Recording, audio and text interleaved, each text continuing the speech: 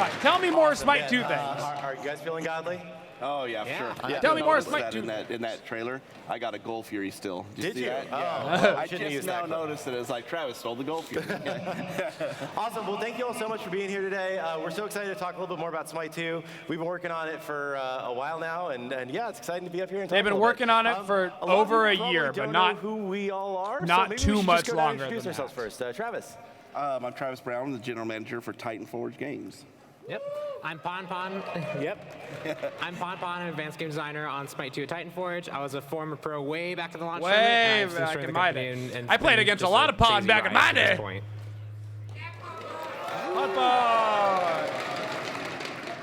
And I'm Max. I run our data science and analytics, but some people may know me online as Innocent Rabbit, general Smite data guy. Awesome. And I'm Alex Cantatori. I'm Kilgoon on Twitter. If you are a super old head, you may remember me as running a Smite esports fan blog called Smite-tastic. And then I've been working at No, Hi-Rez they for have like not 8 been years working now. on And it now for I'm a the year and a executive producer of Smite.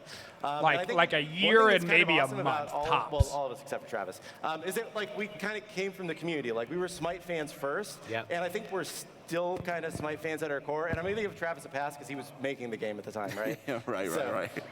And I actually did math before we came down here, and a fifth of the people working at Titan Forge Games came from the Smite community. So just people like you guys, That's true. and hopefully more of you will join us. A lot because of people we from the have a Smite lot more community people have ended keep up around working Smite at too. This is Hi-Rez. awesome. A lot. Cool. So I think like first place to start, Travis. Like, what is Smite 2? Like, what is this project? Can you just tell us a little bit about what we're trying to accomplish here? Yeah, absolutely. I mean, somewhere around like the end of 2022, we were just toying with Thank you, different Max. game modes inside of UE5, and just like what could we do within the Smite IP. And we created a game mode in about 4 weeks using that UE5. And that game mode that we created was like, it was pretty cool. We created it quickly, but it just wasn't quite it. And so we spent the next day maybe iterating to another game mode, like really quickly. We were able to prototype a new thing. And that wasn't quite it either, but it was really fun. But it gave us the idea that what if we just create Smite experience inside of UE5? So we dedicated about 5 people. We pulled them from the Smite team, focused them on Smite 2, or creating that Smite experience inside of the Unreal Engine 5. And in 4 weeks, we were able to create basically the Smite experience. That's awesome. And with we're 5 people in 4 weeks. So. Yeah, we're going to see that in a little bit. But Yeah. first, before we got to that, we had to That's how they're doing convince, it so fast, by leadership the that way. we should make Smite 2. So. And to do that, we actually had a PowerPoint deck that we had to make and be like, okay, what the hell is this game going to be? And we actually have some of the slides from it today. And from the start, this was the slide that we were That's like, funny. okay, guys. I what have is seen Smite this 2 in a slide nutshell, before. Right? And it's like, first off, Smite This 2 is how they true sequel pitched to Smite 2 to us like powered 2 or by 3 Unreal months Engine ago. 5.2 plus. And then we had a Uh-huh. couple like core pillars, I guess you'd call them. Like, Pon Pon, can you talk us through them? Yeah, so the first one, Smite but better. Yep. Everyone here has been playing the game like for thousands of hours. We've dedicated so much time to it. At its core, Smite combat feels incredible. And so we wanted to make sure that we were keeping that core fundamental there, but then looking at what we could do to evolve it, looking at what we could do to take it to the next level. We want more godly action. We knew that we could make character abilities feel so much more impactful. If you saw Ymir's Glacial Strike, if you saw Chalk's Ultimate, you can see that we can actually do so much more now with the Niagara Particle System, with the new audio engine, and just with the upgraded visuals of UE5. And then depth through simplification. We have 10 years of experience actually creating MOBAs, creating PvP experiences. All of the And so we can devs look are at all like- the systems we've done over all the like, years, and we can really they're critically so evaluate each happy, one they're, and like, bring in ones crying that with how kinda much hit the better best of both Unreal worlds, right? The ones that 5 add is depth compared to to top-end 3. players, but are Unreal Engine approachable 3 is as the MOBAs actually can be hot incredibly garbage. hardcore games to It's get so into, bad. and make it so that you can hop in, have fun, and then you have the thousands and thousands of hours of learning to do that's so captivating in a MOBA. Yeah, definitely. I've heard MOBAs described as like the Souls-likes of multiplayer gaming, where it's like, lose to improve. You gotta die to learn the game. But like, maybe you don't have to die quite as much in Smite 2 if we're doing our jobs Yeah. right. Cool. If we can, I think we have a couple more slides here. If we can go to the next slide. So this is another slide that was in the deck from day one. Yep. For where we wanted to start the project, we're like, okay, first I've thing we're seen gonna do, this first thing we're gonna slideshow. focus on, we want to make sure we capture the magic of Smite. And from the start, we were like, that magic is the core third-person combat and MOBA formula, right? And a lot of people have maybe asked about, like, why didn't you guys go with like a 3D, more verticality kind of version of Smite? And it really was like, we thought that this core third-person combat that we have is part of what makes Smite amazing, and changing that was a challenge, right? Yeah, there's the magic that's there, right? There's some core fundamental thing about Smite that feels so good, and you don't want to just ruin that with changes for the sake of change. You want to really make sure that you're choosing what we're going to change, making sure that all makes sense. Things like that extra verticality was something that we toyed around with early, but we knew that that would fundamentally change how characters approach combat, how characters aim. You'd have to do a lot of different things to consider that. And so, again, with everything we were doing, we were just trying to make sure that we really distilled down what makes Smite so good. And there's a lot of really small things that we've done over the years that, like, you don't really notice until you have to build the game from scratch again to really actually make it feel like Smite. Awesome. And so we got kind of the magic down, or at least a good starting point. Yep. And then the idea was we're evolving and refining it. We're not reinventing it, right? So we're doing things like you were talking about. We're adding the impact. We're simplifying but adding depth. And I think the most important thing that's probably on this slide is like respect and honor our community, and that's been there since day one. We come from the community. We've been talking a lot internally about PowerPoint's big again. If we're going to transition to a Smite 2 with the kind of restrictions that we have, like, man, what's the best way we can do that? How can we make players feel like they are honored and respected? There is And we no actually change to did quite a verticality. bit of back and forth on this. It's not going to go We came up full with a first predecessor draft of paragon. what would become Divine Legacy and Legacy Gems, and we presented it to our pro players. They were the first people we felt comfortable talking to about Smite 2, and they were like, I don't know, guys. And we were like, okay, well, we got to go back to the drawing board. So we did another version, and we presented it to our, I believe it was our Olympians, and they were like, it's okay, that's okay. And then we were like, oh man, maybe we got to do one more pass. We took another version at it, and we presented it to some of our content creators, and they were like, you know what, this actually feels pretty good, right? And so we felt very comfortable presenting it this week, and we're going to actually be talking a little bit more about it later today, but yeah, just excited that that's been part of what we were trying to do from the start here. Cool, so Travis, like, we've talked about what Smite 2 is, but I think one of the big questions is like, why did we make Smite 2, and especially now, right? Like you talked about Because how, Smite but 1 is old the and it why? What's the feels reason? old. Yeah, I think when we first started making Smite a long time ago, right? We knew what we wanted to make then, but it was the beginning of Smite, and over the course of like years, 10 years now, we've been continuing to put in new gods with new mechanics, new effects, now we have silences and fears and things that we didn't initially start with. We add new map mechanics, new conquest modes, new features out of match. The tech platform is the really important one. Kind of build on Core that foundation of Smite foundational over 10 improvements to the years. technical This was an infrastructure. opportunity to reset. And when we were able to build That part right prototype in there UE5, is we were literally like, the wow, most important part. This is something that The we would feel graphics are really dope, great the about giving to gameplay's players. dope. It was also That a chance tech to platform take all those learnings is from those 10 years crucial. and just create a better foundation for the next 10 years. So by knowing where we're headed and knowing what we wanted to create with Smite 2, it allowed us to an opportunity to reset the core functionality of the game. But then we also have an opportunity to reset for the players, new players being able to engage with Smite 2 with a way less daunting experience of a smaller roster initially was a huge reason why we thought this is a good time to kind of create. It's not Smite just what 2. abilities they can make in Unreal Engine 5 that they just can't with Unreal one thing Engine I have 3. to It's show how off. much So better this they slide feel says to strictly better. use and You said look strictly to better in our use. keynote. You We've been know? saying strictly better since the beginning. It's kind Like, of a rallying that's cry for us, right? a huge it's deal. Like, don't just make flow, the game. Like, don't just change shit to change shit. The way that you if we're gonna connect change to the something, let's servers, make sure to make sure it's that you strictly better, and it feel feels better in every way. it That's fine. feels more And one of our producers responsive. actually made me a shirt that says strictly better because I say it so much. So I had to wear it today. Hopefully, when you guys all play Smite 2, you feel like it's strictly better too. No, and that's so critical for you guys to understand. Every time we make a decision on now let's talk about a mirror. What are we going to do with the mirror? We don't want to change things just to change things. Every time we make a decision, we said, is this going to be strictly better? And we just use that as kind of a rallying cry. If it's not strictly better, we don't want to do it. If it's just different, we don't want to do it. So that's been something that has been very important during the development process. Yeah. And so, Pon, like, we talked about these goals: impact, creativity, strategy. But to do this, like, we kind of had to start with like a fresh start for how we're approaching balance. We had to start with a fresh start for how we're approaching items.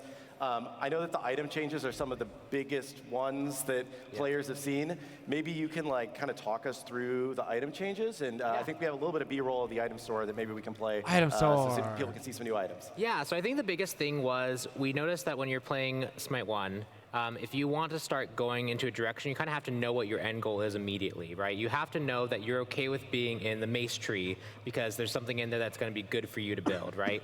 But MOBAs are dynamic. They change all the time. The character you thought might be strong, the character you might need to be worried about isn't actually what ends up being important in that moment, right? Yeah. So we wanted to go kind of back to basics with that and make it also so that it feels a bit more intuitive for how you want to build your items. So each item is now a kind of atomic component. So there is a strength mace, and it builds from all the strength items. There's an attack speed bow that builds into every all the other attack MOBA speed. system You of can combine building, them in which is different just ways, better. but you can leave the base knowing, AKA. okay, I need to be worried about Anubis. He's the one that's carrying right now. I can build a magical protection item, and then as the game develops, I can go, actually, the Anubis is not the big problem now. I could start throwing some power items in that and go towards a power magic protection item that's a good bruisery item, but not a purely defensive choice. And so that's one of the big things we want to do there. And we also knew that we were going to be trying to explore active itemization. Yes. And so that was another kind of a great example of simplification, but adding depth. You want the That UI is so wins of a new Look how player hot that hopping is. and kind of choosing their own Look how difficulty hot that is. when they're ready, but also allowing the more professional players, the more hardcore players, they could start to throw in like 4 or 5 active items that they feel like those are going to be beneficial effects to their team. And so that kind of opt-in difficulty, right? That's The just great for new loading players screen coming is in dope. and for the veterans to really customize their build. Nice. Yeah. So right now, I think we have some actual B-roll playing of you playing as Bologna. Okay. Dope. I hope it's good. This was a surprise. I don't know what this. Yeah, so this is from a playtest that we did when we were capturing footage, actually, for some of the stuff that we used in the keynote. So we can see you kind of picking your starter item there. Now, we don't actually have starter items right now. Maybe we will eventually. But maybe just, like, go into a little bit more depth on, like, how we set, like, Got a I wanna potion, build strength got a item. power What do I do? mace. So the first thing you do is you go, okay, cool. The mace is the strength item. I want to build strength. I build the mace, and from there I'm deciding to see just kind of how I want to go. If I know I'm going to pure damage Bologna, I might look Map at that and looks go, sick. okay, I can see what it builds into up above. I see what options I have available to me. I might build a Skagox, which is 2 maces combined together for a whole bunch of power. And then once I build that, I can be like okay, the- cool, I look have at the 3 options ability here. UI. I like just wanna that. keep going damage. So I build a mace, and I keep just throwing on maces, and eventually I have an incredibly high power That item. UI is because clean. I just did the intuitive thing, right? Clean. I knew I wanted power, so I built the atomic things for power, and it kind of naturally flowed me in through using the build into menu. To be clear, the what I textures wanted are not building. final. And This so is built literally into menu right there at the pre-alpha top. yeah. footage. And This is it's nice too, because you pre-alpha. can start to splash things as a little bit. So, like, for example, cooldown rate, the ring that you can buy.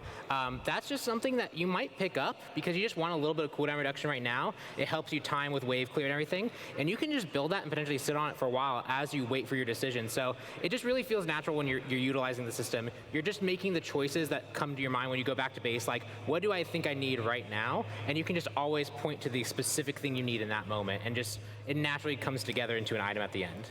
And it is a little bit of a change from how we do things in Smite, right? So, you know, how many games, how long do you think it's going to take people to get used to this new way of building items? I would say you're probably going to be spending maybe 2 or 3 games, which is a pretty short time for a MOBA span, to really get the familiarity of like how these items put together and your flow. It through will the be item interesting to store see of, how it like, works you on wanna, like, console. think about how They're- you build they- new I mean, things. they're gonna have a personally use that build dedicated as team to many at the making top sure all the everything time. flows It's on really great for console, me, 'cause and that helps console me is keep focus on what's going on. over And half then of you're the going player to spend base, the next so. 20, 30, 40, You know. 50 games just discovering all the build That's gotta be possibilities you good, have, too. right? Like, just I played an Odin game, and I love playing Odin where I get to stim my whole team so that we can kill objectives really fast. Like, I love using the quick fire of the spear throw so that actually does the attack speed stim. And so I started just picking up shoguns. I started picking up, I think it's Damaru's drum, which is the music tree is like the split hybrid physical and int scaling.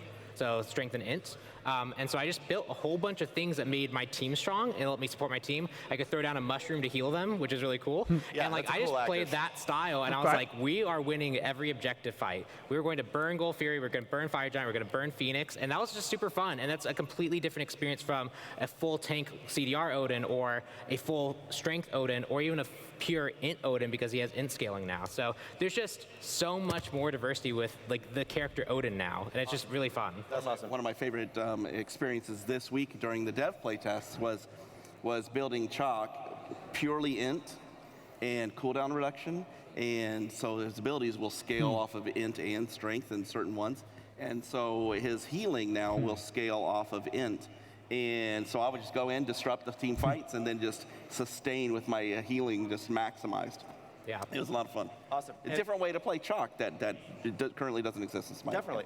And it kind of Intelligence and strength is going to be very all these gods that we're exciting. trying to bring over from Smite 1 Very to Smite 2, exciting. right? Like, I know there's a lot of temptation, like, do we just completely reimagine everybody's got a new kit, you know? Do we completely change the way every god looks? Do we, you know, how do you guys decide, like, what things we change, what things we say the same? Like, what's the process going into that?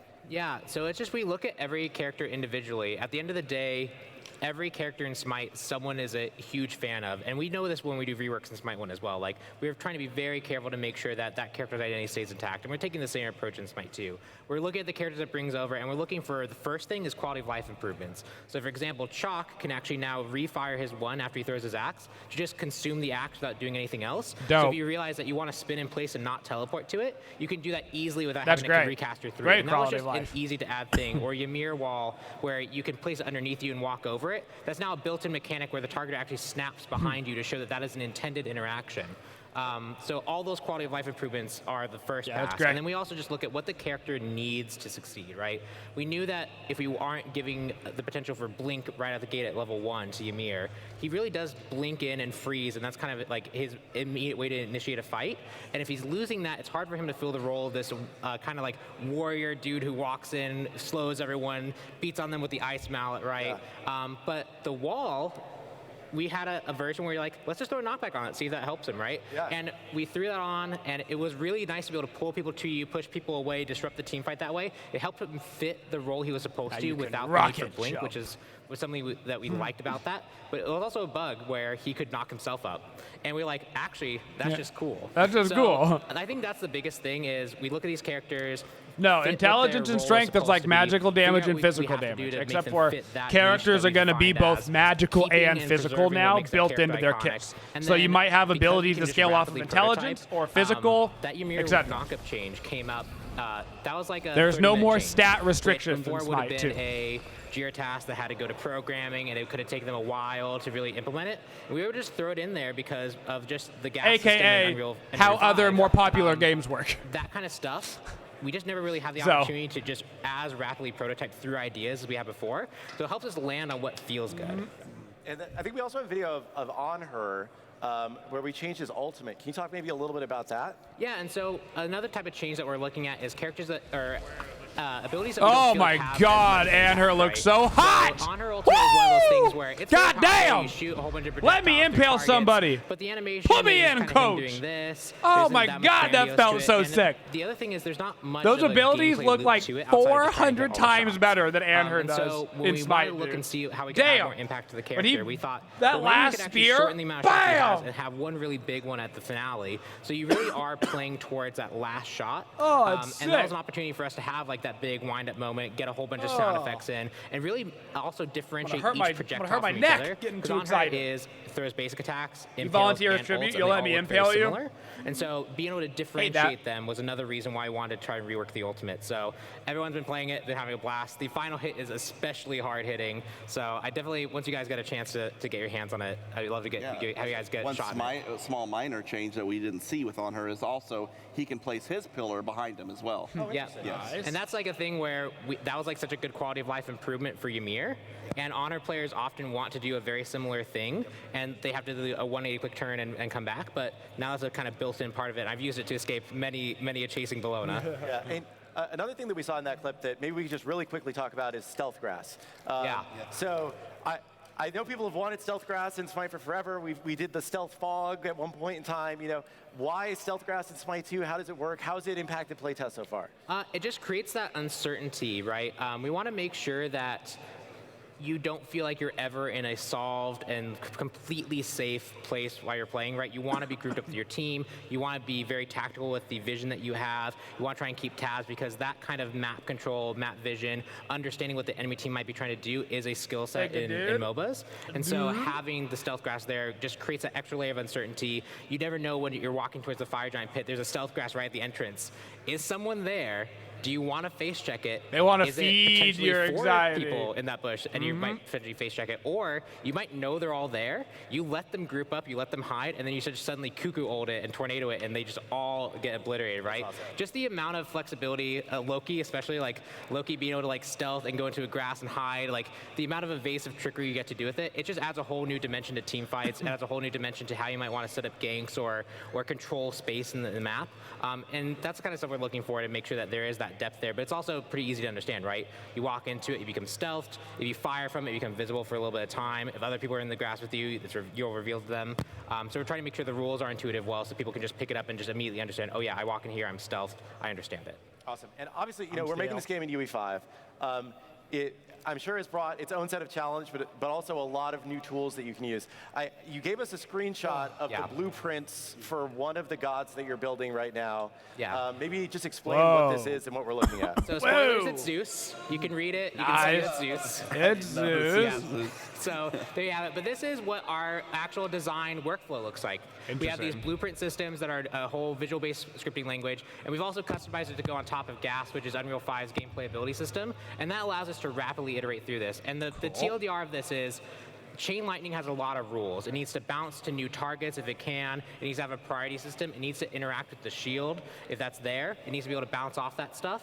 And so there's a lot of rules that have to be there, but I implemented all those rules, grabbing all the actors around, making sure that they're the right type, making sure they follow the filter rules, caching them off, changing the damage of the Chain Lightning or having it apply the right charge stacks. All of that was done without consulting a programmer because they've made us such an incredible tool set. And so if I want to change Chain Lightning, perhaps, if I want to change a rule, that's actually crazy. I don't have to wait potentially a week for programming to That's find actually to do it, crazy. or they might discover an issue with that, and it might be hard to work with because, again, UE3, old Smite, there's a lot of legacy code there that might make certain changes that seem easy significantly more difficult. I get to do a 30-minute rework of it, and we get to play it in tomorrow's playtest, and or I can play it right then in editor, and I can get to see how it feels, see how that change feels, and it's just super empowering as a designer to be much more hands-on and be able to really prove-fail different ideas. Awesome. So now, obviously, the footage that we've been showing, this is the product of 11, 12 months of work, right? And obviously leveraging a lot of around 1 amazing year art of that's work. been done for Smite over 10 years, and starting from a great base there. But it didn't always look like this. So the day is February 24th. Okay. Go back in your little time machine. This is the first time that we ever played something that looked like Smite 2 in UE5. And it's a little bit rough, but I think you could start to see maybe the promise. So tell us, Travis, a little bit about how we got here, what we're looking at, what this is. Well, the video that we're going to see is basically, this is the culmination of the 4 weeks of work with 5 people. I love it. We imported, I think, all of the environment assets from Smite into the UE5 engine. We got, I think, a couple of gods up and running that were able to be played, and we were moving around. It's gonna look a little rough. Yeah, and this is, again, building It actually everything doesn't even from look scratch. that rough, None actually. of the scripting and the behind the scenes came from Smite 1. Gotta be honest, it doesn't even actually look that rough. You see here the mini map showing minions on it, seeing damage numbers, getting the abilities up and running, getting a HUD set up. These were all built from scratch, and this took us 4 weeks, which, even though it looks really rough, this would have taken us forever to build from Those scratch. attacks, they're just crispy, man. Hell yeah. Ship it. Get I them. say ship it. Yeah, we could have shipped Get them. Yeah, ship that. right? Yeah. Dude, that axe is entirely designer art. The rotating was completely faked. It's awesome. And obviously it's awesome that we were able to get here so quick, but we knew that we had a lot of work still to do. as much fun as it is to run around with on her doing silly basic attacks. I think just the lower leg's not moving at all as the attack. Yeah. I love it. But that video is what made us believe I love it. that in 4 weeks with 5 people we could do that. Yeah. Imagine what we could do if we dedicate. And that's what kicked off making Smite 2. The crowd thinks we can release that. But I think that like part of why the speed and the power of UE5 is so important to us is that like it's like there's 130 gods in Smite. Every god is somebody's favorite, like we're saying. There's an Olympian. I don't know if any of y'all know Opwash. The dude, like, I'm not sure if Opwash is going to play Smite 2 until we put Opwash in Smite 2, right? And it's like, we can't go from Smite 1 to Smite 2 without being able to move quickly and with the power that UE5 has really provided The to pace us, that right? they're going to release gods is I mean, actually I insane. I don't think up until UE5 really was out, we really could do this. We had talked to the community for so long, like a Smite 2 would be incredibly difficult, incredibly time-consuming, and all that was really true until UE5 came out, the gas system being kind of fully pulled into it, and just the full, complete tool set that was available there. It really was that eye-opening moment. I tweeted out a picture of when we first imported the asset over of the order base and just turned on lumen lighting, and we're like, this looks this much better, and an artist hasn't even touched the material work here. They haven't done anything to balance the lighting. They haven't done anything else, and we just saw that like it just looked that much better out the gate. And then we saw that we could just get an ability up and running so much faster. It was the eye-opening experience. Like, I think now we can do it, right? And I think that was the moment that you were talking about. It was like now it's possible. And through this process of building it out through the past 11 months, maybe just like. We'll talk a little bit about what you do day to day in a second here, but like, is there like a favorite moment or like an aha thing that happened as we were developing Smite 2? I think it was the Ymir wall. The Ymir wall? Yeah, we had some internal videos. We put together a video, and we had the Ymir wall knock up. We were having a blast with it in playtest, and we were all really excited about it. But the rest of the team working on Smite 1, we showed them the video, and their reaction to seeing that and the messages I got from people internally, like, oh my god, that's so hype. Like, just like the joy that was like, that we could bring there, it was, that moment was really, really, really cool. Yeah, it's. I mean, just let me look at that wall, guys. Come on. Come on. It sounds better. It looks 10 times better. The badass animation that comes up. It's gonna. I want it. There's a lot that goes into making a video game. There's so many. I've earned it. 11 years. And there's so much. In Smite. Feels. It's like, how do you know what feels good? How do we say, like, does this feel like Smite? Especially when we're starting from scratch and have to, even the units are different, right? I remember there was a big argument about that in the early days of Smite 2. Oh, yeah. So, how do you go through this process of making everything feel great, feel strictly Serious better, right? God. Yeah, I mean, because again, we know with Smite 2 where we're going, where we're headed, what features we need, what functionality we need. We know we need gods migrated. We know they're going to be better. The great team at Titanforge Games has a lot of experience knowing what that is, right? So daily, we will advance those features. We'll add that new functionality, new gods. So the pipeline of where we're going and how we get there is pretty straightforward. We know what we need to do, and the team is executing on it like flawlessly. Thank you. Albori. But daily, I will record, I think we have maybe 4 or 5 different perspectives where we record the play tests that we have daily. And I will watch the gameplay. As I'm playing, I will make a note on the notepad looking for areas that just didn't feel right to me. And it's not a bug. I'm not worried about the bugs, right? The bugs we will find, but it's just something that didn't feel right. There's going to be 1,000 little things that just don't quite feel right that I make a note. And every time I make a note, I go back, spend probably about an hour or 2 every single day watching back videos, frame by frame, of the time where I said, that just didn't feel right. And when I look at those videos, most of the time it'll be like, okay, that I can justify why what I thought didn't feel right happened. But it doesn't invalidate the feeling that I had in that moment that it didn't feel right. So we will actually look at that and try to find ways to make it so that we resolve the reason why I didn't feel right in that moment. So we might make a design change, or we might change some effects, or we might do something to make it a lot more clear so that the next time I'm encountering that situation, it just feels right.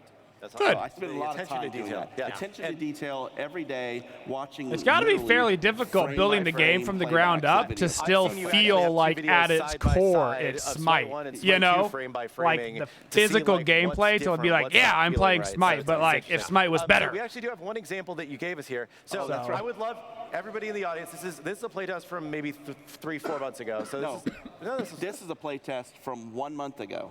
Okay, excuse me, 1 month ago. December 6th. This is how far we've gone in a month. Wait until you see this video. So this is a playtest from 1 month ago. Everybody in the audience and watching at home, watch this video and see if something, obviously the graphics are rough and whatnot, but see what feels, okay. Also, don't pay attention to the fact that I miss almost every ability. That's not Pay important. attention to it. That's not. That's not important. That's actually a core Smite mechanic but is yeah, missing it's every like- ability. There's one big thing. The cooldowns you can see weren't working, but that's not what I'm talking about here. Watch for the thing Yeah, that watch and stands see, out. does anything feel weird or off to you in this moment? So if we can play the clip. Oh God, it's I is the Spy. neatest I'm thing so ever. bad at I Spy. Okay. Oh God. Oh God, that's tough. I also didn't go in full now. That's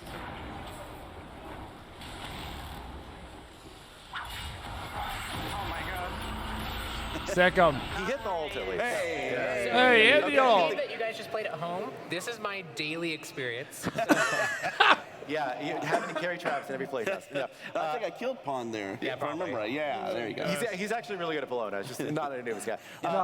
So in that moment, when you were like, something didn't feel right, Yeah. but it was just like, looked like regular gameplay to me. So let's see, what's the first, talk us through here. So during that fight, when I was playing Anubis and I was running from Chalk, I noticed that there felt like there was a delay in the reaction of me getting hit and everything registering on my client. And so what I did was I broke down, if we can go back to that first frame. This was the first shot, and if you look at the health bar, hopefully it reads well.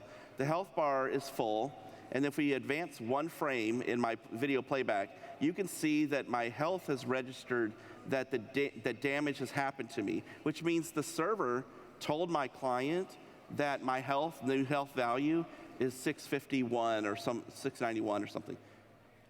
But nothing has hit me, right?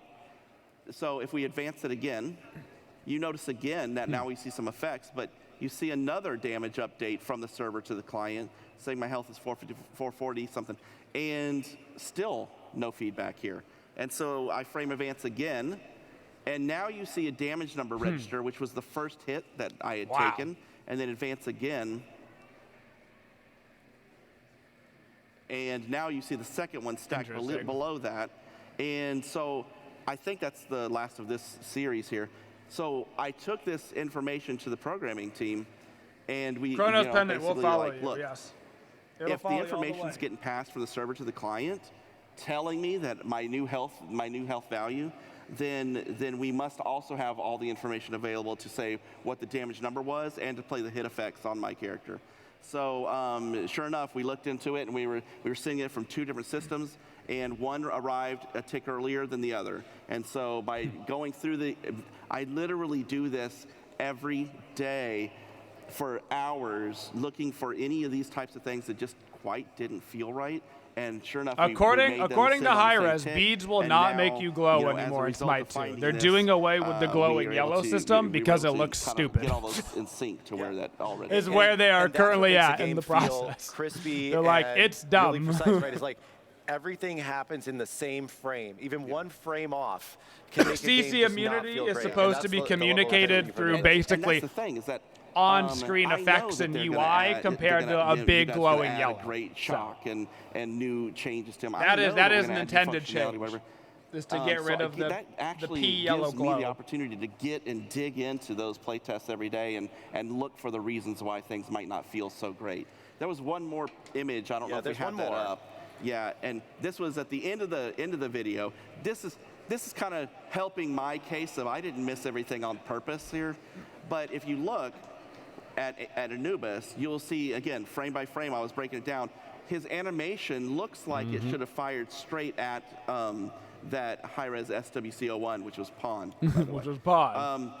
But if you look, the projectile cached its aim a couple of frames before that, and you can see I drew a red line showing the projectile firing in one direction, but the animation and the timing looked like I should have been firing it directly at Chalk there. Yep. And so, again, that's another case where we can break down frame by frame watching these playbacks, and then we figured out that we were caching the aim a little bit too soon, and we can line up the animation and effects to make sure that we're making those projectiles go in the right direction. Yeah, and we often uncover core issues there too. Like we have and it's, again, UE5, really cool stuff. We made some debugging lines that actually showed what the client and the server saw on multiple clients and drew them all as distinct debug lines. We could actually go and reproduce a lot of issues that were happening. Yeah, and every day you have like a list of like, these are the top 10 things we need to fix. Yeah. And every day we fix, as many as we can get done on the top 10 list. Yeah. And then next day, there's a new top 10 list. Right. And it's just making progress like that every day. It's great. And the whole idea there will be some sort of visual indicator. It's not about fixing but it won't be glowing yellow. Priority issues for It'll the be next something playtest. else. It's the 5 things that we feel like we can accomplish that will make tomorrow feel better than today. And so it's not about figuring out like, glowing green, here. No, much better. That. Yes. We should maybe update the health bars, or we should update the damage numbers, or whatever. Make it more responsive, make things look better. That's daily. I'll send out huge lists to the chagrin of the dev team, but yeah, it's good. You mentioned bugs. In development, some silly bugs happen. I think we have a silly bug clip here. Maybe you can tell us what we're looking at. Yeah, this was a play test. The entire play test, basically we had Bologna inverting every time she took damage and filling the entire play space. So the entire playtest was full of Bologna jump scares, and that's the types of challenges we have on a daily basis. Now, I wouldn't have made that one of my top 5. That was clearly a bug that we needed to fix, right? There's one. We don't have a clip of it here, but there's one where Bacchus belly flops, and he just disappears, and he's just gone for the rest of the game. He just vanished, and that was just like something that happened. We had to like figure out why that happened and fix it. Are we sure that's a bug? That's awesome. And obviously we had that fixed, a day later. So when you play it, Bologna won't be getting massive notifications. Right. Awesome. So we've had a lot of people play the game backstage here. We've got some great feedback this weekend. Thank you for everybody who had the chance to play, and sorry that everybody here didn't. But we've also gotten a lot of great feedback earlier on from people playing the game. So the first people who played the game who wasn't devs were actually our pro players. And we let them play a pretty early version of the game a few months ago. And our video team likes to record things for posterity's sake. So they recorded some of the playtest footage, and they also recorded kind of the pros' reaction to playing it for the first time. And they turned it into a little video. And maybe we could play the video, and then we could just talk a little bit about the feedback. No, I have not played any Smite 2. Okay. I'm most excited about just all the things I've also that seen this Smite video. wasn't capable of doing. Like, Smite was back in Unreal 3, and with like all the technicalities of the game and stuff, it was harder to fix smaller things. And I think with the new engine, it's going to make things a lot easier to actually resolve and make things better. So I'm excited for that. Oh, already the graphics, like, even though it's not like a full build, I can just tell that when the game is like fully polished, it's going to look stunning. Like in terms of character animations and effects, like Anha specifically is like I think a really good showcase of that from what I tried. He felt like incredibly fun in Smite 1, and I think they've done a good job in Smite 2 to make him feel similar, but still different to like fit a new game. I think his ult change is really fun with like the 3 shots into like a slower 4th one. And also like when he jumps, like his camera like has like a effect as you're landing. I think stuff like that really adds to like how powerful you can feel as a character, and I think they've done a really good job with him. I played on her and Chalk. I think his ult is like really cool, and his range that is Chalk insanely, ult, like dude. really detailed. It's like when you press 3, the rain is like affecting the ground. I'm hoping that there isn't a ton of changes in Smite 2. Like, not straying too far away from what Smite really is and trying to stay true to itself, while like keeping and making like small changes that make the game a lot of fun. Can't wait. I just can't wait to see how the game evolves from what we tried today to like a few months down the line, and then as close as we get to the full release.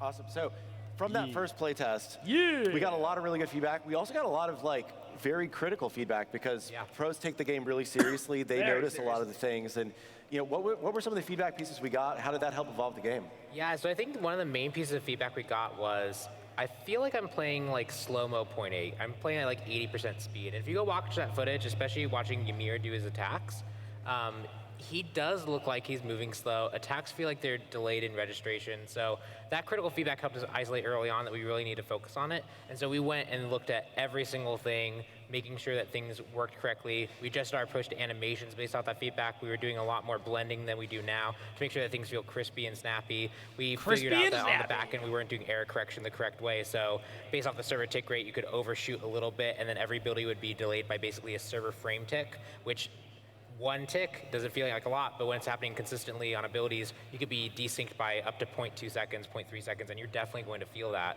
So that critical feedback really early on let us really refine our approach, and we embrace it, and we're really thankful for the pros who played that day, being critical, being honest about what they experienced, saying that it didn't feel right yet, and that gave us the push to really make sure that we refined it to the best it could be.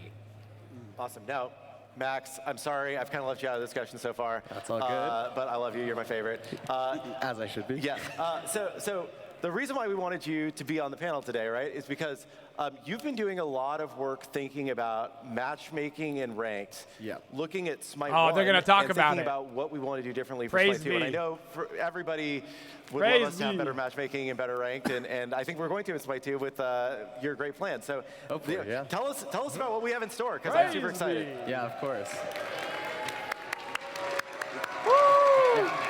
There we go, that's appropriate. Awesome, yeah, no, I like to refer to matchmaking as the most important game mechanic that is out of the game, because it's so core to shaping a player's experience with the game, because it's matching you up against other people. And the kind of leading question here is, why does matchmaking need changes? When we talk to people about like if they've had a negative experience with Smite, the most common top answer they give us is matchmaking. And the reason why they say matchmaking could be a whole bunch of different things that we've come to understand over the past few years. But going into Smite 2, we have a chance to use our better systems that we'll have in place to address a lot of issues. And that's kind of the first point that I want to touch on, which is that we get to modernize our systems. It's new. When, I'll say about a year ago now, is when kind of the team that I'm on decided that improving matchmaking would be our primary goal. Let's go! And we had all these ideas when looking at our current system about how we could do that, how we could make like concrete improvements.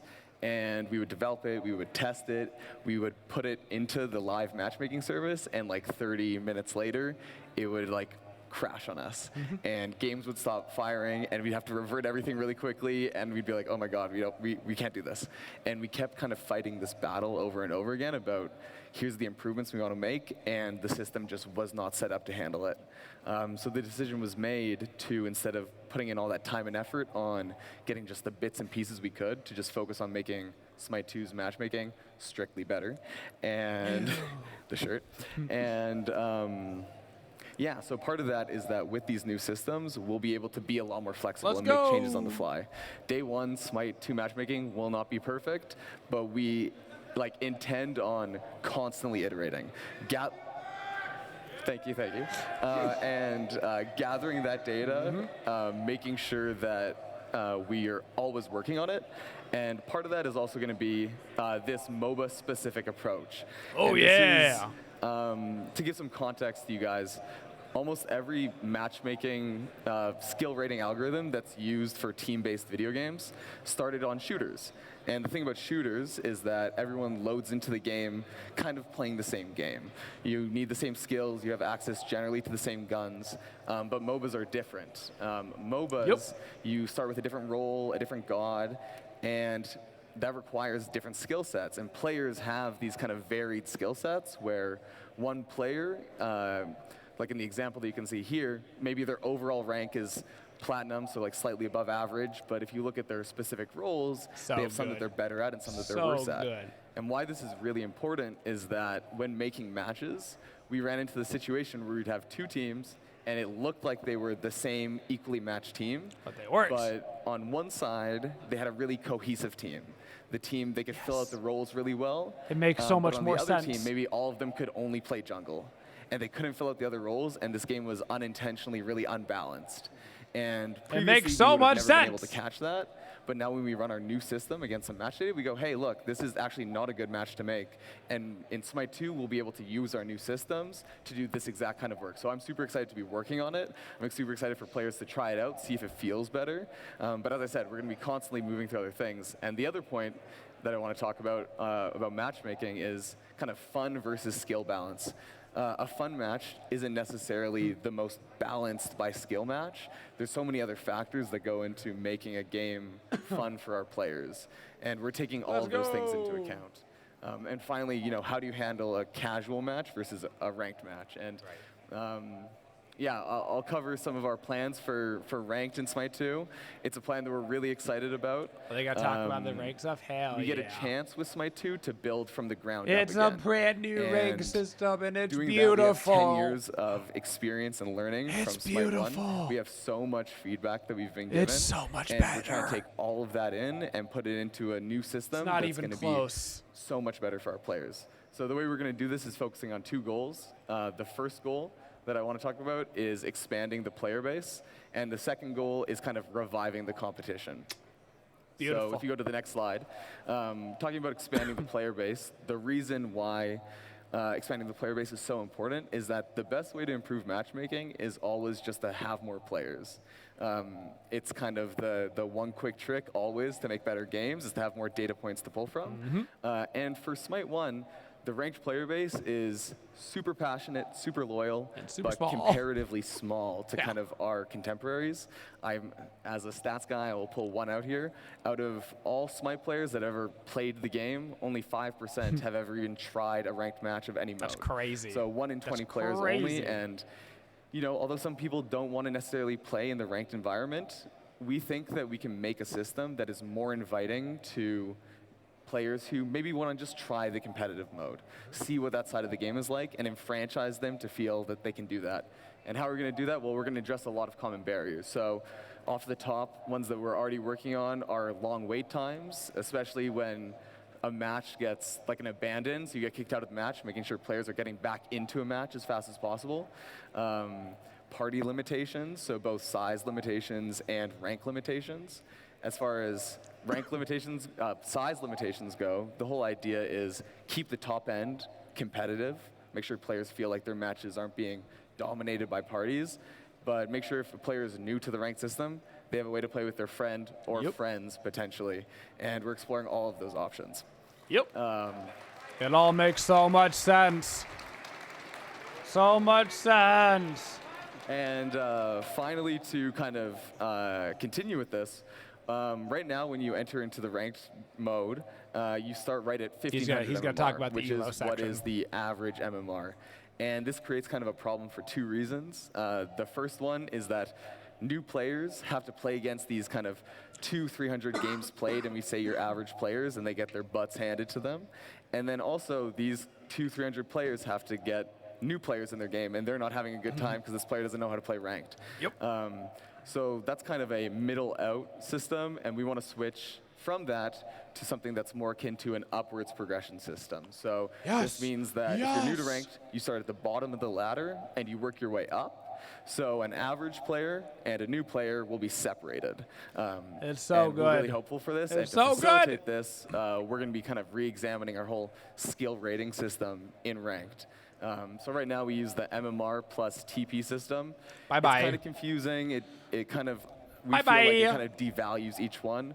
So we want to unify this system. We want to have one core system, your skill rating, that displays both your rank, both the tier that you're in, and kind of how we're matchmaking you all at the same time. We have a lot of details about that system that we want to share later, but super excited. We've gotten the chance to share it with some of our creators in the past, and they were all super excited on it. So yeah, we're really looking forward to that. Way better. and to kind of revive the competition. One of the points on there was maybe the first one we wrote down when making Smite 2 ranked. It was the first bullet point, which was uncapped. We've got so much feedback from players who have got to the top of the ladder and had nowhere else to go. What better way to revive competition than to give a competition for the #1 spot in the world? This should have been done a #1 long spot time in your ago. region, What if I told have you that the reason why a lot of this wasn't done a long time ago was because they literally can't? More exciting. But I've also, told you once, with I've the told new you system 1,000 that we're times. Smite is designing, broken on a we fundamental can take a level, look and at it's kind of built on an win-loss rewards and awful make sure engine. that when we're moving away from They this can't. hard tie to MMR and kind of this softly created TP system, we can have something that feels rewarding, feels satisfying to play, and a lot of our players have a good time playing. It's a huge reason why Smite 2 is getting made give away all the brand the new, nitty-gritty details, because but the there will game be is just a few new rank so tiers to battle old. over, and the top end will be sort of redesigned to make sure that the difference between the top 2%, the top 1%, and the top 0.5% is really shown, and there's a lot more to earn in our system, and we're so excited to show off all the plans for this in the future. Yeah, I can't wait to definitely not make the top 100 in the world. Exactly. But see who is, right? Because right now it's like, well, there's a lot of players that we know are at the tippity top, but like, if you gave them the opportunity, who would really rise to take I can the crowd? spoil it a little bit. We've kind of simulated a ranked season under our new mode, and the tippity top. One of the things that I do want to clarify that I didn't touch on was the first point being that with the kind of skill rank system with uncapped, we want it to be quality over quantity. So we don't want it to be just a grind fest where you have 2,000 games played with a 51% win rate and you're above really good players. When we ran it on the last year of ranked data we have, the top players were at least partially comprised of players who have played on the stage this weekend. So it's mostly for the best of the best. Your boy's And one other, just to a elo point was earlier really that I kind high of in missed is Smite that 2. With the kind of MOBA-specific matchmaking, none of that will be that you're playing support, so we're using your support rating. It's more that we have a better understanding of who players are, their range of skills. So we know what we're doing when we make that match, not saying, oh, you're playing this role, so this is a new rating for you.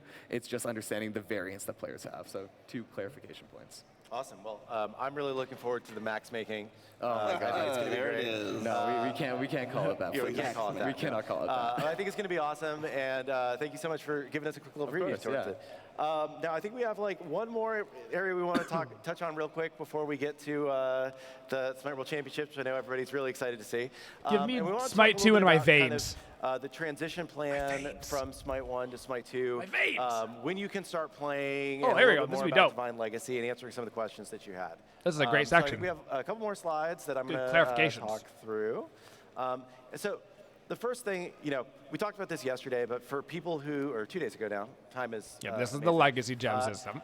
And the question is, what do you get in Smite 2? How are we honoring and respecting your time, money, and accomplishments in the new game? And the kind of 3 key things here is that you're going to get all of your gems waiting for you in Smite 1 that you have spent. Your badges in Smite the way 2 for that your our mastery backend level and your works, stars. Cool. We can only really track the gems that you have spent. So if you have gems just sitting in your account, those won't move over until you spend them. But everything that you have spent, free or paid gems, will move over. And those gems can be used for 50% off most in-game purchases in Smite 2. And I'm going to talk a little more about that in a second. You're also going to get a bunch of free skins through the Divine Legacy program. You're going to get up to 11 free skins in Smite 2 through this system, which kind of analyzes your gameplay. It looks at how many gods you've mastered from each season, how many hours you've played, things like that. Spend your also, gems, spend you them. can grind out those 11 skins in year 11 just by playing the game and getting experience that way. Is it better to spend so even gems if you now? I haven't played mean, much Smite, you can get everything in that tier for free. This And you year, can also almost get a every free skin choose your is own unlimited tier 4 and cross-gen, tier so 5 in basically Smite your 1, buying of for skins free in just by playing Smite through this the year system, is also buying for which is them pretty in Smite 2. exciting. The last thing, which we didn't Plus, really you go get into the much 50% legacy detail gem or on whatever, in the so. keynote because there was already so much to say.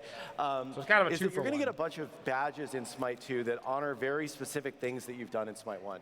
So if you were a closed beta player in Smite 1, you're going to get an avatar in Smite 2 that's a badge in Smite 2 that says I was a closed beta player in Smite 1. If you had Archon Thanatos in Smite 1, you're going to get a badge that shows that you own Archon Thanatos in Smite 2. We've got a list of it's more than 50 things that we're tracking that when we went through, we felt were like some of the most important things that players would want to show off that you will get badges for.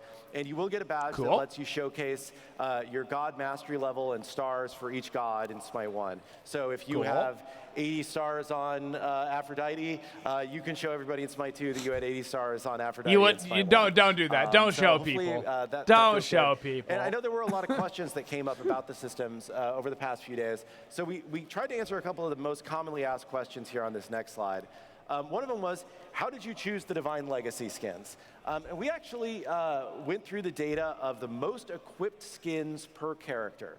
And we were like, okay, well, we're just going to pick the most equipped skinned per god that we're going to be moving over towards the beginning. And we wanted to prioritize porting over skins that we knew people liked. The question's been asked, why not just port over all of the tier 5s? Because, you know, those are kind of the most prestigious skins. And really, those skins have a ton of custom tech to make them function. Ooh, look at the bottom. We do intend to port a limited selection of fan favorite Smite 1 skins, and those skins will be available for 100% off with Legacy Gems. And porting a tier 5 skin would take many times more than that. And in particular, it would take a lot of programming time to port each one because they work very differently. I am blocking it, but I read it for you. It would be better to have those programmers working on making Smite 2's core gameplay feel more amazing. But, you know, we're always listening to the community, so just want to and specifically, crossover content will not be available with Legacy Gems, which makes sense. So if they do like an avatar crossover that's new, port skin button from you won't be able to use Legacy Gems for that, which makes sense because that'll be a contract thing with their crossover companies. Completely differently, and we can't just bring things over without making any changes. Even if we did the minimal amount of changes to models, you know, changing the materials and updating that for PBR, we would still need to remake the FX, and that's really the most time-consuming part, and a part that really makes Smite 2 feel alive and impactful in the way that we want to do, so we want to do right. I mean, I know a lot of people are hating on Hi-Rez for this, but like, and we felt like players would think I'll be honest with you, I have not seen a single other company ever do more than this for making an entirely new game. For making as many changes So, as we're trying to like, make to people have a gods right that to be require upset. animation Like, you can changes, be upset about whatever you want about, but like, I have literally never seen another company go this far out of the way for a brand new game. It adds more time to the process. To make sure that people are getting value. I am personally not upset at all. I love being upset at Hi-Rez, but this is not something that I am personally upset about. Are 50% off. I think it's like a 9 out of 10 system. Expectation is we're trying to be weaselly, and there's really not a lot of stuff that's going to be 50% off. Almost everything will be 50% off with your Legacy Gems. The one thing that we're pretty sure right now won't be discounted with Legacy Gems would be any kind of crossover content, just because of the way that those business deals work and the way that they want to share in the revenue of selling the skins. If crossover partners will let us, we would love to do that, but that's just something that we're expecting probably won't be discounted if we do that. We are also planning to have some things available for 100% off with your Legacy Gems.